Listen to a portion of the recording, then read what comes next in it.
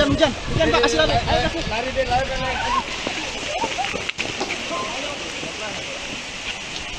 Detik-detik Agus Buntung digiring polisi jalani pemeriksaan sebagai tersangka pelecehan, ditemani ibunda dan kuasa hukum. Penyidik Polda NTB memeriksa Iwayan Agus Suartama, 22 alias Agus Buntung sebagai tersangka kasus dugaan pelecehan, Senin, tanggal 9 Desember tahun 2024.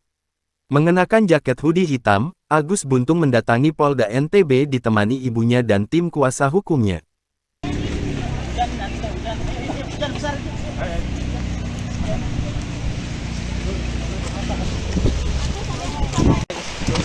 Hujan Pak, kasih lari. Lari deh.